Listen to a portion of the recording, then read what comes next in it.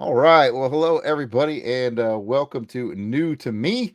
I am Jarrod Alberich, the art sale artist for the Longbox Crusade Network, and I am joined by artist extraordinaire, Mr. Mike Smith. Welcome back to the network, Mike. You've peeked in and out before, but welcome back. I appreciate it. Thanks for having me.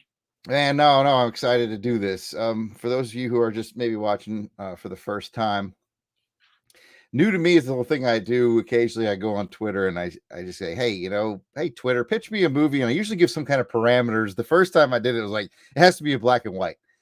And fellow podcaster Rob Kelly suggested we do Stalag 17, which I'd never seen. That's the whole thing. I have to have never seen it. And we had a nice little chat around Stalag 17. This time I simply said, make it from the 80s and make it something that I haven't seen before.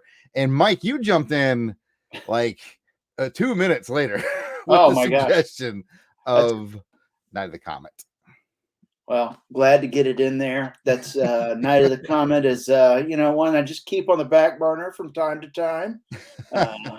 It hits all the sweet spots that you described. 1980s, which is sort of the height of the Velveeta cheese era. And delicious. and really goes back to I'm gonna call it a nice B- kind of movie. So so well, you did good, Mike, because you're in my wheelhouse. Because I love 80s stuff. I love a good B movie where it's not really trying to be more than it is, but it's kind of clear they have a good vision. They're doing the most they can with their budget. They're having a good time making it. So these are all things I picked up from Night of the Comet. So for those of you watching, maybe unfamiliar with Night of the Comet, I've just put the poster up for what it looked like. The box art for the more recent home versions is sort of an upgraded art style that I now have up on the screen. So that is your Night of the Comet, what it looks like. It came out in 1984. It was directed by Tom Eberhart. And let me scroll. I got my other window here. Let me scroll. And say, wow, you're remembering all of this. Yeah, it's all of it. I got another screen right here. And it starred Catherine Mary Stewart, who I knew mostly from The Last Starfighter. Like she's the girl from The Last Starfighter to me. And that's all you need to say there. I mean, exactly. So again, 1984, Frank Eberhart, and then it stars Catherine Mary Stewart. Kelly Maroney plays her sister. And since I've got IMDb up, I'll just read the little tagline right at the top. It says, "A comet wipes out most of life on Earth, leaving two valley girls fighting against cannibal zombies and a sinister group of scientists." That's pretty much all you need to know, right? I mean, that's the movie in and of itself. That could go anywhere. I'm surprised this isn't a universe. I mean, it could be. It really could be. So a couple of questions for you. So I put on Twitter. Okay, someone suggests me a movie I've never seen before. Make it from the 80s.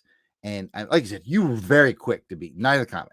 Okay, so clearly that you have an understanding that it's probably one of those 80s movies that got by a lot of people. And so my question to you is, how did you discover it? So I had a group of friends that it was a mix of guys and girls that we would go to the movies maybe once or twice a month.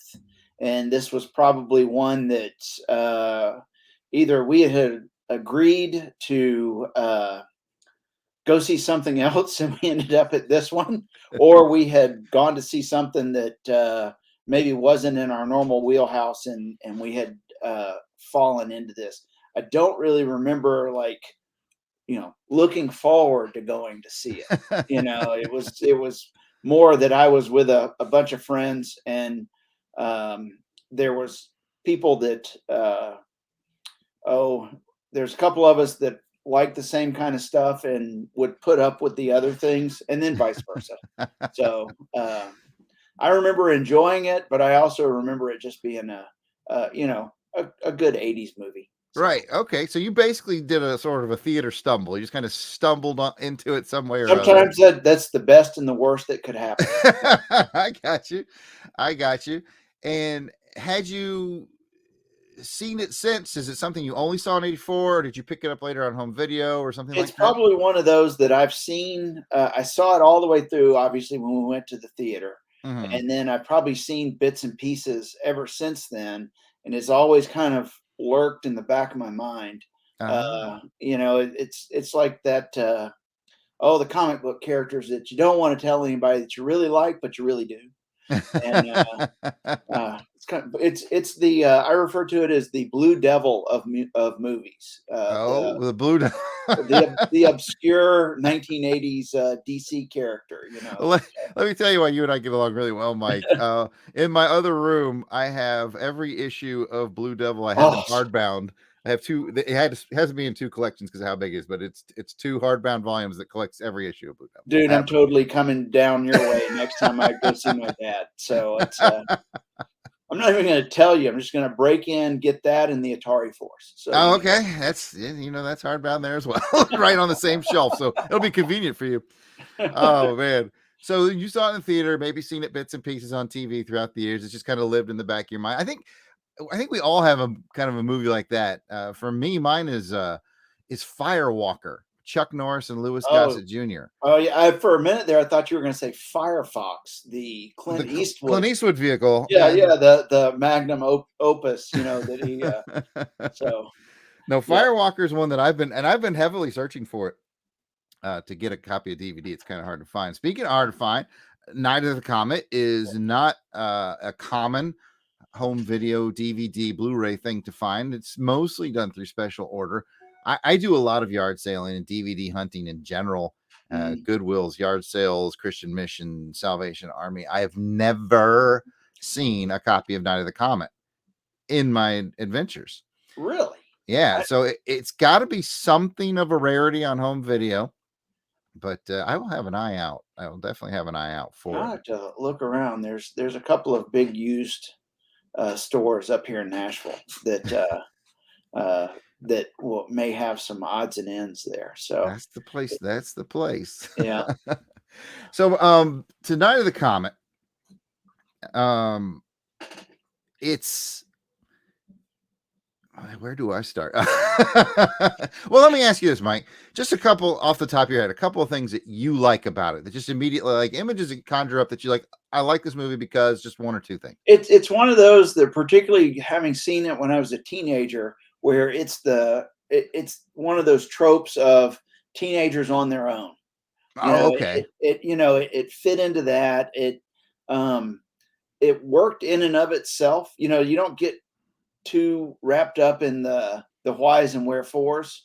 It's a pretty basic. The Earth goes through the tail of the comet, and the heroes were in a lead line room, or something that kept them from being succumbing to the problems. And Comet dust yeah, or whatever it was, right? and if memory serves, a pretty linear story. Mm, That once, especially when you hit the scientists, mm, that might have been a little bit out of left field, but it it kind of held together in and of itself. And like you said, it didn't try and do too much with so little.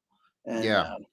so I was doing some reading up on it before we came on, and some neat trivia for you. As you can see pictured there on the poster, one of the sort of striking visual images that a lot of people remember is the zombie cops, the motorcycle zombie cops. yeah, yeah, And I was reading, again, lower budget, have to do more with less. Those were actual cops that they had, because they had to have cops stop the traffic on the street to get those right. empty street shots. And I was also reading on that they would do that really early in the morning, and they'd stop the street for just like a very short period of time, just like get the shot and then open the streets again. Right. And so basically they were like, "Hey, cops, will you be real cops, will you be zombie cops for us in this sequence?" And they were like, "Okay." So it was like free actors and just just get the most out of everything you have. And sometimes movies are better for that. Another thing that I read was, as you see on the poster, you have the cheerleader sister.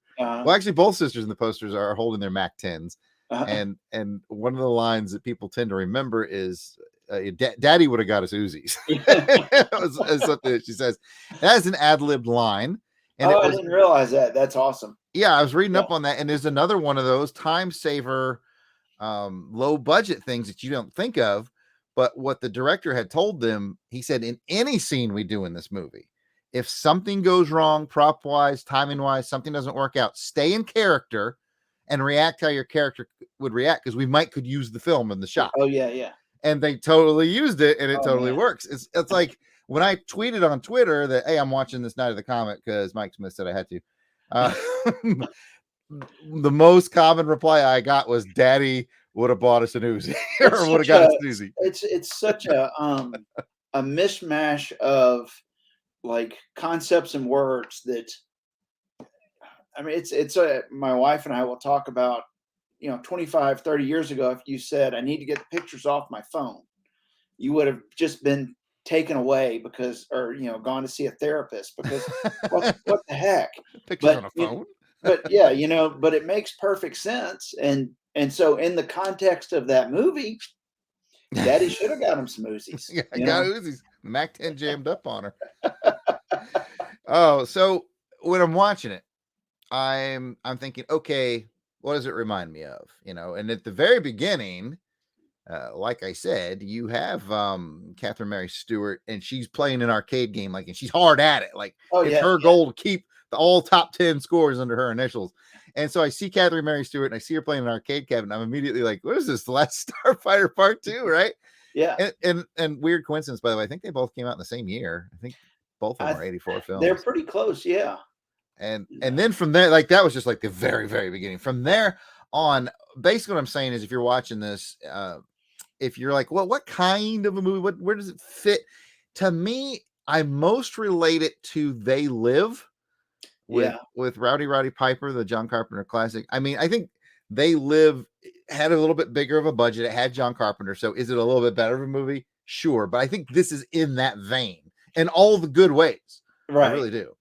It reminded me a little bit initially, the special effects is sort of the Damnation Alley, with the sky and Mm, a lot of things, but the special effects actually ironically were better than in Damnation Alley, but that was done in the 70s.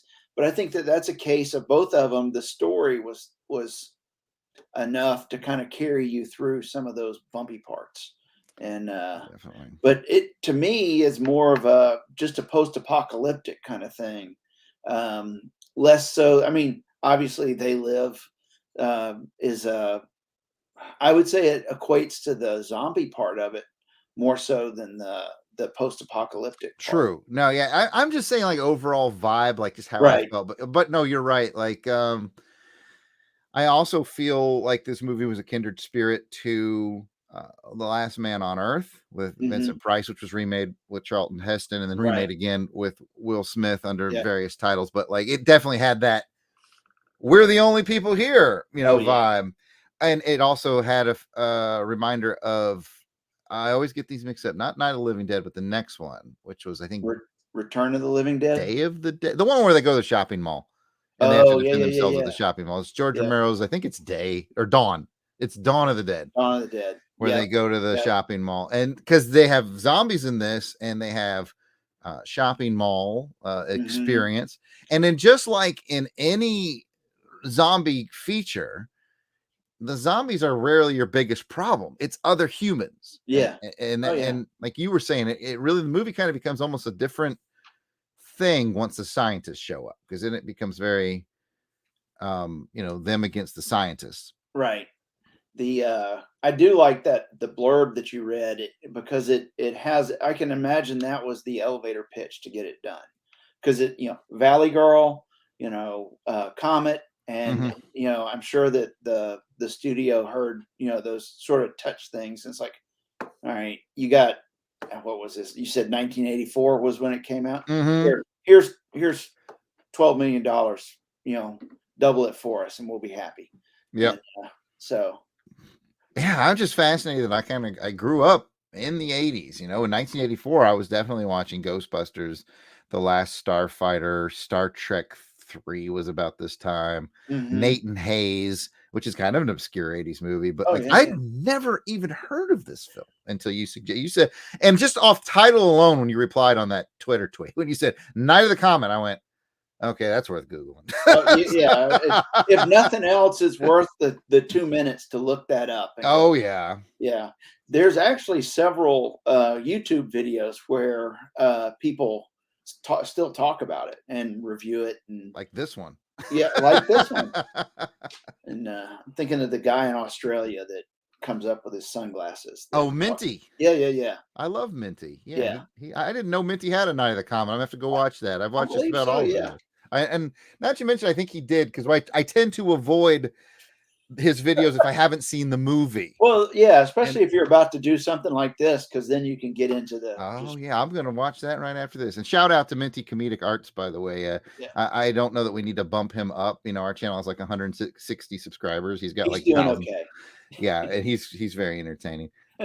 So I see the title Night of the Comet. I look it up. I read that tagline. I see zombies, post-apocalyptic. I see the girl from Last Starfighter, and I'm like, oh, I'm totally in on this. You know, Oh and yeah. I And then messaged you Mike find right back. out that it's hard to find. So, It was hard. Well, except for it's if I found it free on YouTube. Like there's a oh, couple of people who have it up on YouTube for free. okay.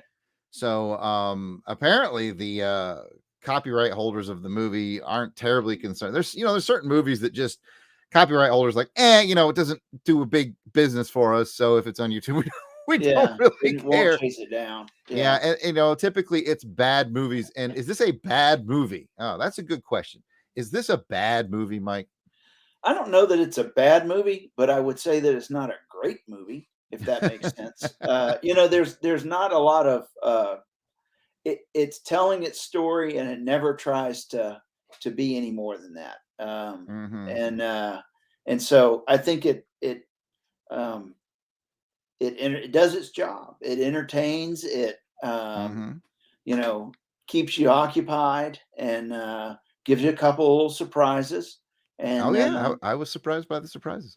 yeah, and then thanks you for your time, and you didn't you didn't lose out. So Exactly. Yeah, I would not call this a bad movie. I would say this is a good movie. yeah, Like you said, is it great? Debatable. If someone's watching or listening, and this is your favorite film. I get it. I oh yeah, totally get why. So I'm not poo pooing anybody who says it's great. oh no, My opinion, I think it's good. Again, if you laid it down with Nathan Hayes and Star Trek 3 and Last Starfighter and those sort of Ghostbusters, those sort of 80s movies, would I pick those before I pick this? Probably. Do I regret watching Night of the Comet? Not at all. I'm really glad I did. I've already added it to my Plex streaming library. It's gonna get rewatched. oh yeah, I was very happy to find this hidden gem, and I'm the kind of guy who likes a good B movie. I like them for mhm. what they are. I like a lot of movies that star Michael Dudikoff, if that gives you Oh, any idea. Just that's because awesome. it's because those, especially from this era, these 80s movies, because like we keep saying, they know what they are. Yeah, And they're like, hey, let's just have the most fun we can and tell the most outlandish story with this budget. Speaking of which, Night of the Comet, it's a zombie movie, right? Quote unquote zombie movie. And there's only a handful of zombies right. because, again, lower budget. So they had a brilliant way of saying, okay, basically the comet dust erased almost everybody. Hmm. Very few humans left. And of those humans, some of them got an infection, which makes zombies. So you have a very, very small percentage of the people that are left, and then an even smaller percentage are zombies. So you're able to get away with not having to do hordes of zombies, like you see in Night of the Living Dead, or Yeah, hordes of zombies. You're only going to come across them sort of onesie twosie, it which makes me think of the way that they handled the Slee Stacks in the original Land of the Lost. They had like 3 costumes, got it. and Yeah. and they only fit like these specific basketball players.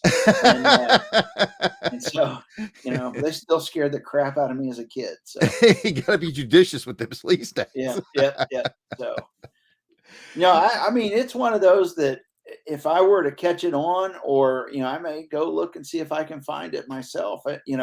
I would want to watch it and pay attention to it. I Mhm. wouldn't turn it on in the studio just to have noise. I Right. would I would want to be able to pay attention to it. And Right. I feel you on that. yeah, I mean, I don't think any of the actors thought that they were recreating Hamlet when they were up there.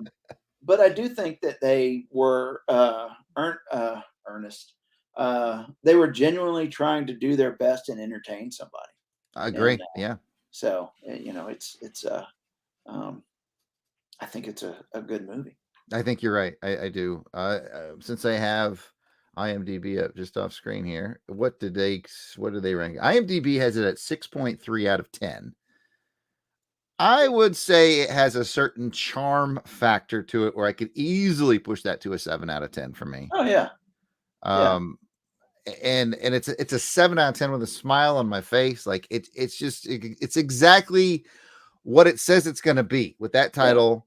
The more modern poster, I like going back to the original poster.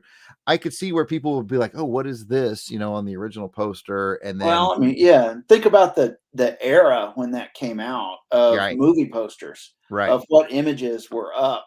yes, That would I could easily see somebody saying we need it more like um, Close Encounters. Close Encounters is the The first vibe. light, yeah, yeah, that's really gonna pack them in. Yeah, it's But mysterious. yeah, Where I so really think they should have, like, it's easy to say in hindsight, but like the modern poster, I really think they should have leaned into more of that cheese, mhm. but wonderful cheese. Like, look at this motorcycle, look at this zombie cop. We got a cheerleader with an Uzi. We got the girl from the last Starfighter. It's like, Well, I mean, I would, think about what when you're illustrating something, they'd have to hire a good illustrator back then to do that mhm, because or they'd have to get really good photos to then hand cut right, everything in. right, So just to be a nerd at this point of production, right. I mean, Yeah, yeah, you'd have to get one of those, like, what's his name? Is it Drew Struzan? I think oh is the yeah, guy who he's does like awesome. all Yeah, the famous posters that we all know yeah. and love. I mean, Yeah. that's when you've got the Spielberg Lucas, Yep. budget Yeah, to when you got that level of budget. We've talked a while, and I think it bears mentioning that the male lead character named Hector, he's played by Robert Beltran, which Star Trek fans will know from Voyager. Oh my gosh, I did not put that together. And Ah, I oh, and okay. I have and I mean, I'll look up things on IMDb all the time just for that trivia kind of thing. Hmm. And that's awesome. I did not realize that. Yep, yep, indeed. I don't watch a ton of Voyager. In fact, I had a friend of mine who clued me in. Hey, the lead in that is a big Star Trek actor, and I'm like looking at him. I'm like, what? You And needed then the tattoo over the eye. I've never seen Voyager. Like I haven't seen an episode of Voyager. I know I need to. But yeah, Robert Beltran plays Hector, who's a lovable and charming male lead Rogue. to the two sisters. Yeah. One of my favorite things, and we can wrap up our final thoughts momentarily, but I wanted this just popped in my mind that just cracked me up is after the comet goes through, most people who are outside, there's a lot of people outside because it's like a beautiful day. Like is it like They're 4th of having comet July? parties. Yeah. Comet parties, that's what it is. People are Yeah. like excited to see the comets. They're all outdoors, which is what kills them. Yeah. And people turn to like this literal red dust, like red dirt dust, right? Uh, And so they go out in the street and it's people just like their outfits are still there, right. shirts, pants, all this stuff is still there.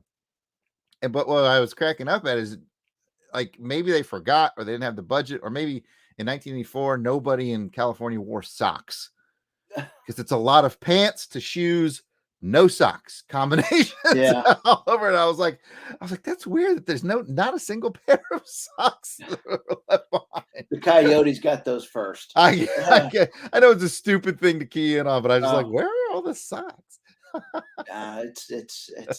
you think there's all kinds of things like that where you think of that it matters to you, Right. and and, so. and probably only me. So yeah, at the end of the day, like you said, I think I could definitely see where it appealed to a teenager in the 80s. It's teens on their own, being able to have the mall to themselves, the radio station to themselves. They're on an adventure, there's survival, there's motorcycle cops that look like zombies, and human dangers, scientists trying to take advantage of the situation, evil scientists, if It's you will. fun for the whole family, It really is. Speaking of which, I think it's rated PG-13. It's not too rough around the edges for and those it of would you have who been one of those early PG-13. early PG-13s is what I want to say. See if I can verify that. Yeah, it was PG-13, which was in the infancy of that rating, as we all know. It's where you got to cuss a little bit more at that Yeah, point. cuss a little more A little bit more violent. blood. Yeah. That's right. So in the end, uh, I want to thank Mike for recommending it. I would definitely say it is a good, fun 80s movie. Again, if you like They Live, if you like Dawn of the Dead, if you like if you like The Girl from the Last Starfighter, Yeah, if those kind of movies appeal to you, then I think you would enjoy 1984's Night of the Comet. I Yep. agree. Yep. So again, thanks to Mike for bringing it to the show, for bringing it into my life. You get to officially say, "Hey, I'm the guy that told Jarrod to watch Night of the Comet," and Jarrod watched it, and Jarrod really liked it. It did not disappoint at all, Mike. Excellent. Glad So to be thank of you. service. Yes, sir. So I guess before we go and I click the end record button, where can people find you? And oh, by the way, before he tells you what his internet handles are for Twitter and Instagram and all that stuff, I'm going to tell you, you need to follow Mike. He's one of the best artists that I've ever met. He doesn't tout his art as much as he should because he has like this whole other career going on, but just his doodles, which is funny when he gives us his his where we can find just his doodles are incredible. He has a vivid imagination. He has a wonderful eye for composure, for color, for line weights. He's amazing. Give him a follow. Mike, how do people do Well, first off, I don't know if it's coming across, but I'm blushing at this point. Thank you. Thank you that? for saying that. I am on both Instagram and Twitter under the same handle, and it's at DoodleBags. And as you know, Jarrod, that comes from when I used to draw on my kids' lunch bags. And Mm-hmm. so it's unique enough that I've just held on to it, even though one is out of college and the other is in college. So I don't doodle on bags as much anymore, but I am still drawing. So I appreciate you saying that. I No appreciate you problem. letting me share. Thank you so much. No problem. I'm constantly trying to talk Mike into doing a comic book with me at some point. I'm going to talk him into doing one, or at least a small project or something, because his art is just so incredible and so wonderful. I think he truly excels in well every area, but like steampunk and very creative fantasy art, and it's incredible the things that live in his mind. And then just the other day, he whips out this offhand doodle of Leonardo from the Ninja Turtles doing some sort of downward sword strike, and it was just like, oh my gosh, it makes artists like myself hate myself. So uh, congratulations. yeah, that's I'm in awe of what you produce. So No, come now, come I'm now. I we appreciate it. I've learned not to judge my beginning chapter to other people's um, mid credit scene. So That's a good way to look at life, sir. So yeah, he is at DoodleBags, DoodleBags, Doodle. He's at DoodleBags on Instagram and Twitter. He is 100% worth the follow. Please do follow him. And of course, you can follow me. I'm at Yard Sale Artist. Twitter, Facebook, and Instagram is all at Yard Sale Artist. And you can check out my wares at www.theyardsaleartist.com. But more importantly, we encourage you to check out the Longbox Crusade on any of your podcatchers. If you're watching this here on YouTube, we'd appreciate, of course, the whole like and subscribe bit. But we have so much content over on our Longbox Crusade podcast network. Tune your podcatcher to Longbox Crusade if you would, please. And with all that, of them are great. oh, Yep. thank you, Mike. With that, from 1984, Night of the Comet, we're going to say goodbye. Go check this movie out if those 80s movies appeal to you. It was quite a lot of fun. Thanks for bringing it, Mike, and we will catch you all later. Take care. Bye. I'm acting frozen.